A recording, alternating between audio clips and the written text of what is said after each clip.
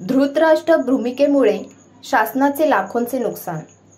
खोपोलीत हजारो ब्रास मुरुमचे बेकायदेशीरपणे उत्खनन. जेसीपी पोकलँड मशीनच्या सहाय्याने नियमापेक्षाही जास्त डोंगर पोखरला. खोपोली नगर परिषद हद्दीतील हॉटेल ऋषीवन समोरील पेण खोपोली महामार्गालगतच्या डोंगरावर मुरुम माफियांनी धुडकूस घातला असून मुरुम उत्खननाचा सपाटा चालवला आहे. 100 ब्रास रॉयल्टीच्या नावाखाली येथून हजारो ब्रास मुरुमचे बेकायदेशीरपणे उत्खनन होऊनही महसूल अधिकारी व कर्मचारी धृतराष्ट्राच्या भूमिकेत असल्याचे चित्र दिसून येत आहे.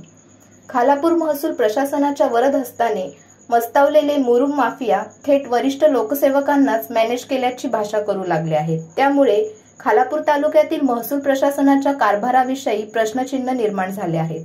पावसाळ्यात दरडी, मातीचे थर पडण्याच्या घटना वाढत चालल्या आहेत. डोंगरदऱ्यातील नागरिकांना जीव मुठीत धरून राहावे लागत आहे. मात्र पावसाळ्यातच खालापूर महसूल विभागाकडून डोंगर पोखरण्याची परवानगी देण्यात आल्याने डोंगराच्या पायथ्याशी असणारे हॉटेल, दुकानं, घरे तसेच डोंगरावर असलेले उच्च दाबाचे विद्युत वाहिनीचे टॉवर, मोबाईलचे टॉवर कोसळण्याच्या भीती व्यक्त होत आहेत.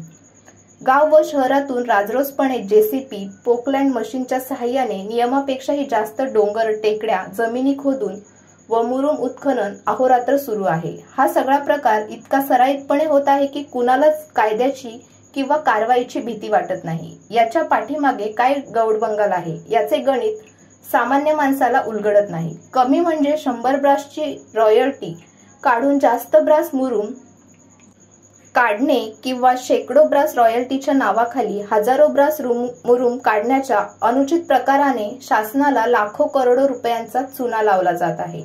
महसूल प्रशासनाने रॉयल्टी धारकांनी दिलेल्या नियोजित जागेवर जाऊन परवानगी आणि प्रत्यक्ष केलेले उत्खनन याची चौकशी करून कारवाई केल्यास रॉयल्टीच्या नावावर केलेली हजारो ब्रासचे उत्खनन व शासनाला घातलेला कोट्यावधींचा घपला समोर येणार आहे. मात्र टेबलाखालून मिळणारी मलाई व प्रत्यक्ष उत्खननातील भागीदारी यामुळे खालापूर महसूल विभाग प्रचंड बरबटला असल्याने यावर कोणीही काहीही बोलण्यास तयार नाही.